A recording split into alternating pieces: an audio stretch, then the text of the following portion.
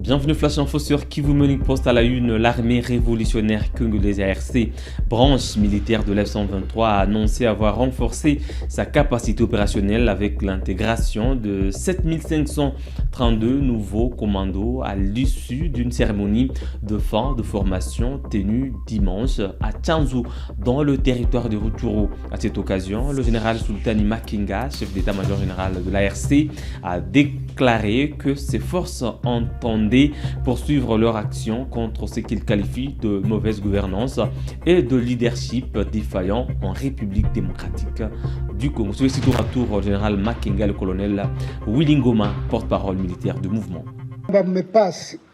Mafunzo ambayo mmefanya ni mafunzo ya kutosha, so mmepasi na muvae kofia.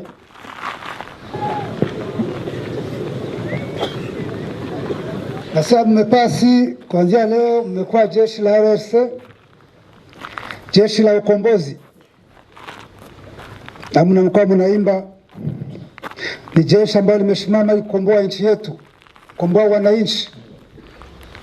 Nchi yetu inaongozwa na wajinga ambao wanakaa Kinshasa, ambao wamekamata nchi ya otage, wameua nchi, kila kitu wamebomoa, wanaua wananchi. Government ambayo inaua wananchi wake. Wakongomani wote wamekuwa wakimbizi nje ya nchi, na wengine kwa nchi ni wakimbizi ndani ya nchi. Hiyo government ambayo iko responsible wanafanya vitu ambavyo wanataka vya ujinga peke yake.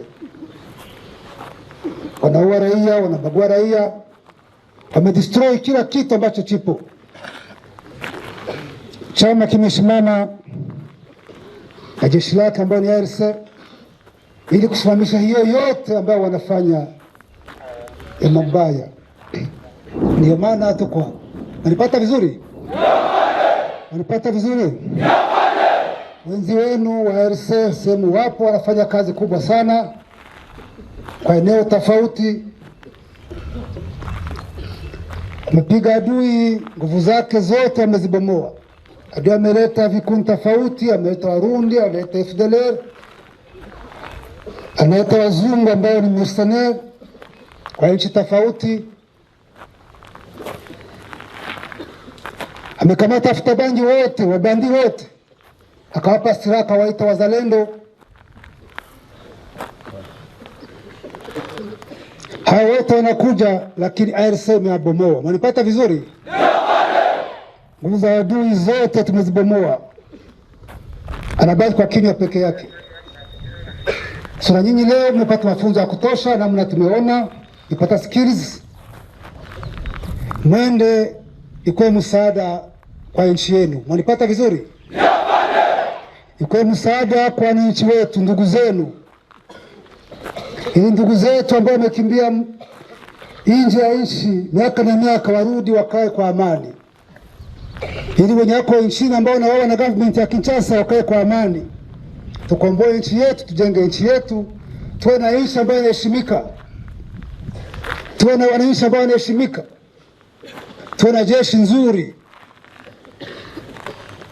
Na sisi nchi yetu na wananchi wetu waheshimike. Si ndio hivyo? Si ndio hivyo? Wenzenu ambao kwa front wanawategemea, mkiwafikia watafurahi. Na nataka mkifika huko muwe msaada, msikuwe mzigo. Mwende mkomboe wananchi ambao wameumia muda mrefu. Msiende huko tena kwenda kuwatatiza. Mnipata vizuri?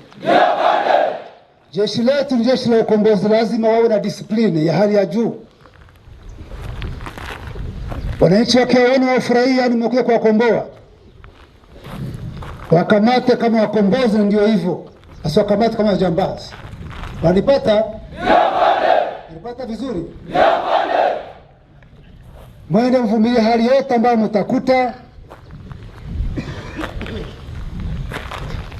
Muwe mfano, muwe tofauti na hao ambao tunapigana nao. Msaidie na wenzenu huko ambao wako huko.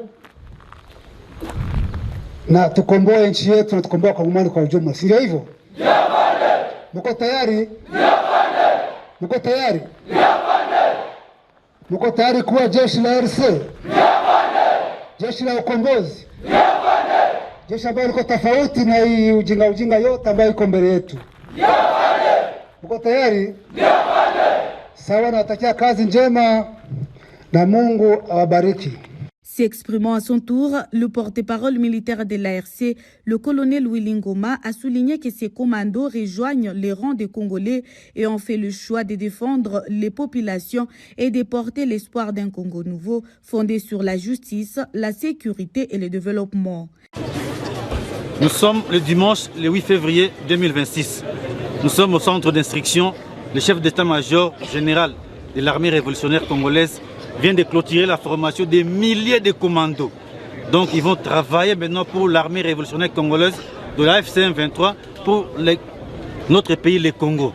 Donc ce sont des militaires qui vont travailler pour sauver le peuple et notre pays, le Congo. Désormais, ce sont plusieurs commandos que vous avez vus, des milliers de commandos. Ils vont servir l'armée révolutionnaire congolaise et ce pays, la République démocratique du Congo. Merci.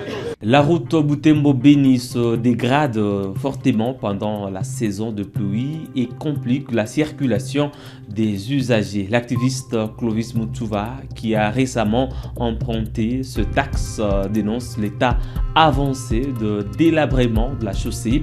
Il affirme que les usagers continuent de payer des taxes destinées à l'entretien routier alors qu'un trajet autrefois d'une heure peut désormais durer jusqu'à 18 heures entre Butembo et Beni.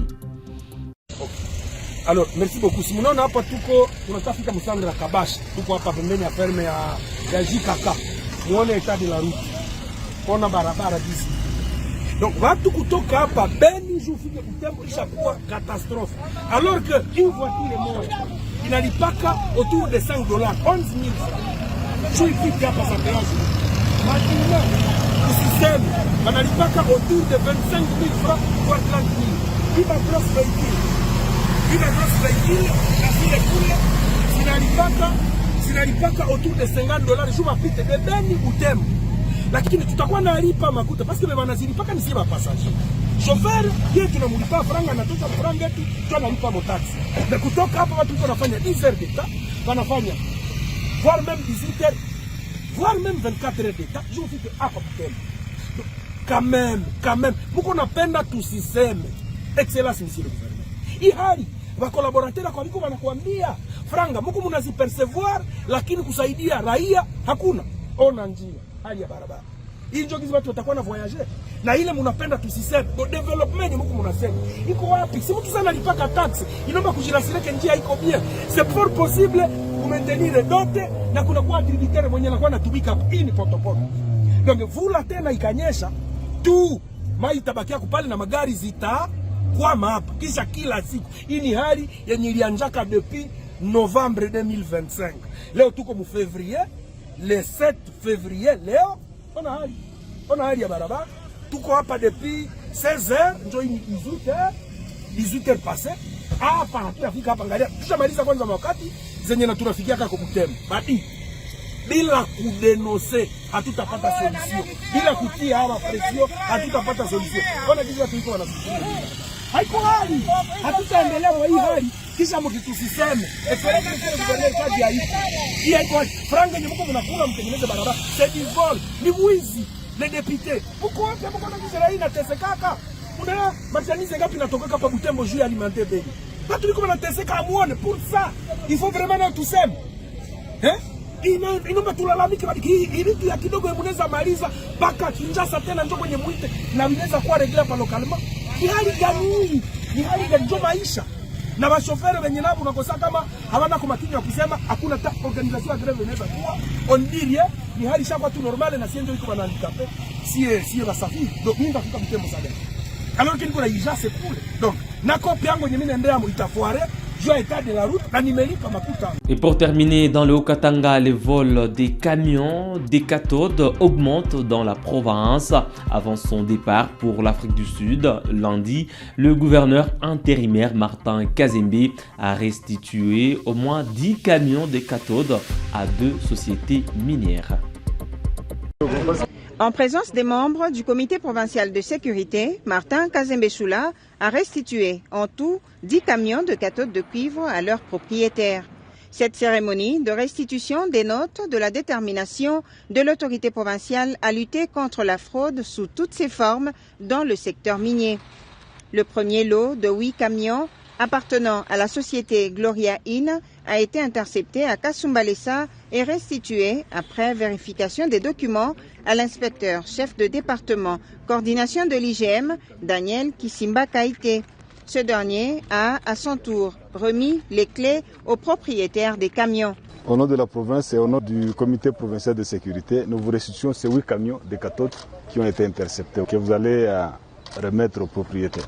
Cette démarche du gouverneur intérimaire rassure les propriétaires des camions. Nous remercions le service pour le cas de nos camions. Particulièrement, nous remercions le gouverneur.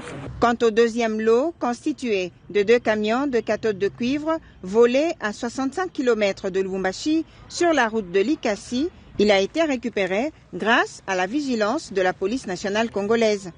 L'un des propriétaires n'a pas manqué de remercier le chef de l'exécutif provincial et les services pour cette action. Furahi excellence anturudishia makontaki yetu yote ya makamio anaturudishia yo. Merci sana, tunashikia furahi sana juu excellence kaje unafanya. Anangaria batoto yake bashiteswe. Merci, aksanti. Rappelons que tous les camions et leurs cargaisons ont été remis gratuitement aux ayants droit. Martin Kazembe-Choula assure chaque jour la sécurité des opérateurs économiques de la province en renforçant la capacité opérationnelle des différents services.